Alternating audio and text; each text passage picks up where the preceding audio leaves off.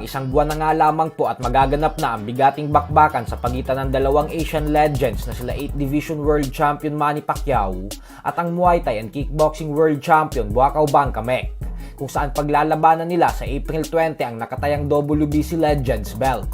At habang papalapit nga po ng papalapit ang laban ng dalawa, ay paganda na din ang paganda ang kondisyon ng ating pambansang kamao. Ito po ay dahil sa latest training ni Pacquiao na siyang in-upload ni Merman Valerie Dominon Flores sa kanyang official Facebook account, ay makikita natin na andun na talaga yung bagsik at bilis ng kamao ni Pacman. Isang patunay lamang ito na seryoso talaga si Pacquiao laban kay Buakaw at na hindi niya ito minamaliit, lalo pat siya ang dadayo sa baluarte nito sa bansang Thailand. Hindi din naman kasi natin nakita si Pacquiao na ganito katindi ang ginawang pag-e-ensayo sa huling exhibition fight niya kontra kay DKU mahigit isang taon na ang nakakalipas. Kaya naman asahan po natin na magandang performance ang ipapakita ng ating fighting senator.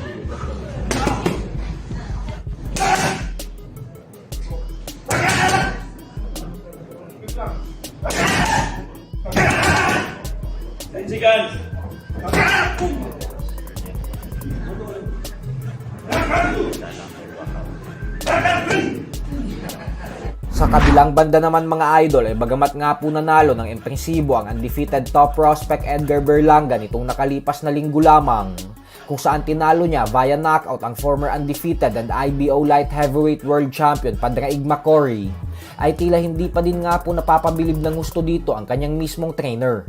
Alam naman po kasi nating lahat na pagkatapos ng laban niya ay agad niya nang hinamon ang undisputed super middleweight world champion Canelo Alvarez na magtuos na sila, dahil si Canelo na daw talaga ang gusto niyang sunod na makasagupa. Subalit pinangka nga po ito ng kanyang trainer at sinabing bagamat may record ang kanyang alaga na 22 wins with 17 knockouts at walang talo, ay hindi pa daw ito handa para kay Canelo. Madami pa umanong kailangan ayusin sa mga galaw at estilo ni Berlanga kung gusto nitong magkaroon ng pag-asang matalo si Canelo. So hanggang dito na lang po muna tayo mga idol.